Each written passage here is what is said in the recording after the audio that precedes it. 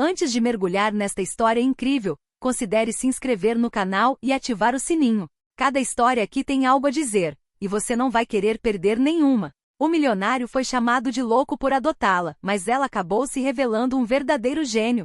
Nas alturas enevoadas de São Francisco, com vista para a Bahia e seus reflexos de aço, vivia Alexandre Grant, um homem tão admirado quanto temido no mundo da tecnologia. Aos 42 anos, ele estava à frente de um colossal império digital, uma constelação de empresas especializadas em segurança cibernética, inteligência artificial e análise comportamental preditiva. Ele havia assessorado a NSA, colaborado com a NASA e aparecido 3 vezes na capa da Forbes. Sua mansão elevava-se sobre as colinas como uma fortaleza moderna, cercada por silêncio e vidro. Lá dentro, tudo transbordava sucesso: arquitetura futurista, obras de arte digitais, servidores privados ultrasseguros e uma biblioteca de livros raros sobre pensamento matemático, computação quântica e filosofia de sistemas. Mas o que os artigos não diziam era o vazio em sua vida. Nenhuma família. Não há risos de crianças nos corredores. Apenas perfeição e solidão. Numa manhã de dezembro, com a cidade coberta por uma leve garoa de inverno,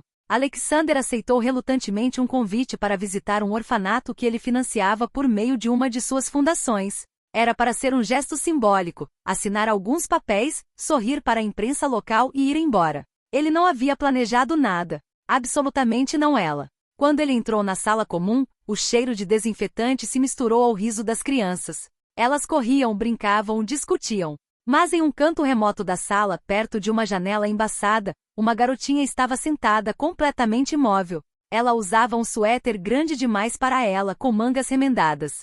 Seu cabelo estava preso em um rabo de cavalo bagunçado. Sobre os joelhos, uma caderno cansado, amarelada pelo tempo. Ela desenhava, escrevia, riscava, concentrada, quase ausente do mundo. Alexander anotou imediatamente. Ele não sabia por quê. Havia algo diferente em seus olhos, como uma luz escondida atrás de um muro de silêncio. Ele então se dirigiu ao diretor. E quem é aquela criança ali? Ela? É Maya. Ela não brinca com os outros? Não, nunca. Ela está aqui desde os 4 anos. Ela mal fala. Ela se recusa a fazer entrevistas psicológicas. Algumas crianças têm medo dela. Para quê? A diretora deu de ombros sem jeito. Ela é estranha. Ela observa tudo. Ela escuta tudo. E ela escreve naquele caderno o tempo todo. Até à noite. As pessoas achavam que eram rabiscos. Até que um professor tentou ler o que ela estava fazendo. Ele disse que era uma bobagem científica. Desde então, ninguém mais ousou tocar naquilo. Alexander aproximou-se lentamente. Maya não ergueu os olhos. Seus dedos continuaram a traçar linhas e símbolos na página. Ele se ajoelhou ao lado dela sem dizer uma palavra. Então, lentamente, ele perguntou: "Entendo?" Maya hesitou, então lentamente virou o caderno para ele. O que ele viu o deixou atordoado. Matrizes lógicas perfeitamente formadas. Algoritmos de classificação complexos.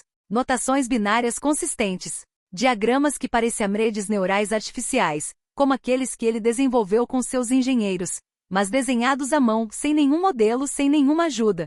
Ele virou as páginas cada vez mais rápido, como um caçador em busca de um tesouro. Cada página revelava uma mente talvez 10 anos à frente de seu tempo. 20 anos na sua idade. Ele levantou a cabeça. Maya finalmente o olhava calmamente. Sem medo.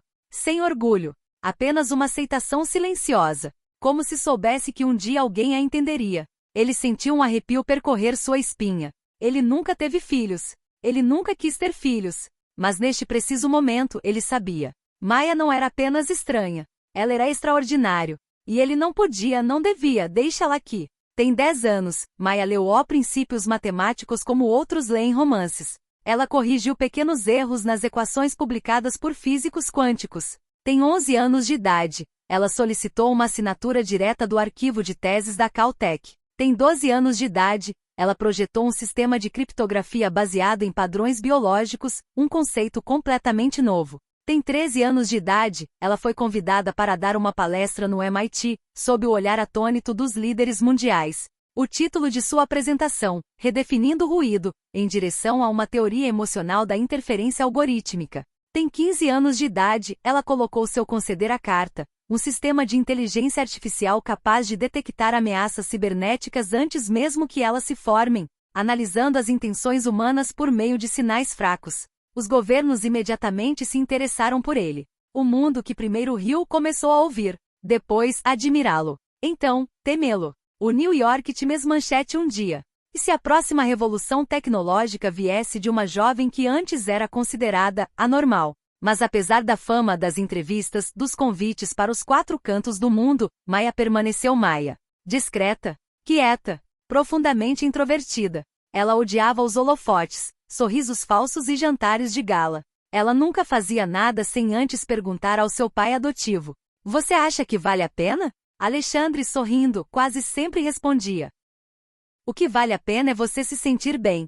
O resto não importa." Eles compartilhavam momentos simples, caminhadas noturnas, horas na biblioteca ou longas conversas silenciosas ao redor de uma fogueira. Ela lhe confidenciou um dia, enquanto observavam as estrelas: "Você é o único que não quis me mudar." E ele lhe respondeu: "Você é o único que me deu um motivo para ir mais devagar." Tem 18 anos de idade, quando o mundo lhe pertencia, Maya Grant escolhe não conquistá-lo, mas sim conserte isso. As maiores empresas de tecnologia de Singapura ao Vale do Silício ofereciam-lhe contratos multimilionários, cargos honorários, laboratórios privados e até participações em projetos militares confidenciais.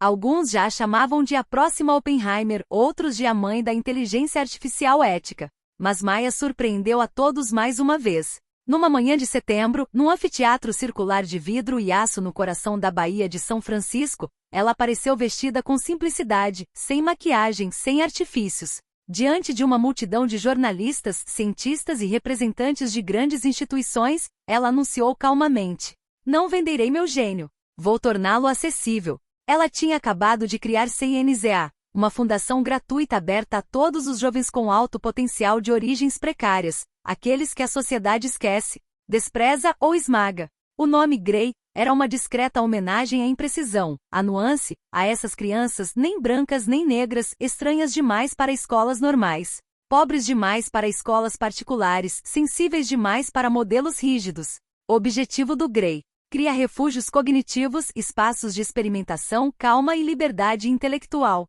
para propor ferramentas tecnológicas avançadas, mentores humanos, algoritmos de cuidado, mas acima de tudo, oferecer um olhar que não julga.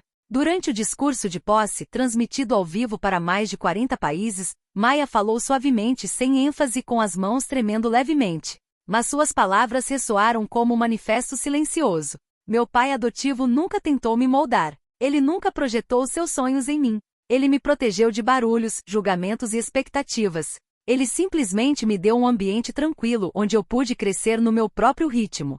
Não foi um momento de loucura. Foi um ato de fé. Ela fez uma pausa e acrescentou: "E essa fé me construiu." Muitos na sala tinham lágrimas nos olhos. As câmeras se voltaram para a primeira fila, onde o já idoso Alexander Grant permanecia em silêncio, com as mãos entrelaçadas e os olhos brilhando. Ele não estava sorrindo. Ele, sentido. Alexander havia se aposentado da vida pública alguns anos antes, transferindo a gestão de suas empresas para uma nova equipe. Seu cotidiano havia se transformado, sem mais reuniões, sem mais conflitos com acionistas. A partir de então, ele passava os dias em um pequeno jardim privado, atrás da casa erguida nas colinas. Ele cultivava ervas raras, relia ensaios filosóficos e observava pássaros migratórios com um binóculo com suas iniciais gravadas. Cada vez que Maya retornava de uma conferência ou de uma homenagem internacional, uma medalha no Japão, uma distinção humanista em Genebra, uma colaboração com a Unesco, ela vinha diretamente sente-se ao lado dele, em um antigo banco de pedra que ele mesmo esculpiu. Às vezes eles falavam sobre astrofísica, às vezes de metáforas matemáticas, de sonhos estranhos, de civilizações esquecidas, e às vezes de nada. Silêncio, chá, céu. Duas almas que o mundo, em certo momento, tratou como incompreensível. Duas solidões que se reconheciam. Dois seres que fizeram a escolha de acreditar, onde tudo dizia que era loucura. As críticas do passado silenciaram.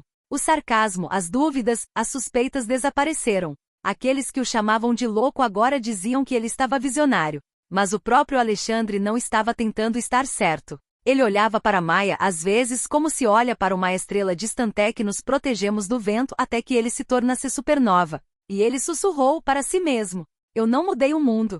Eu apenas escolhi acreditar em uma vida. E essa vida fez isso por mim."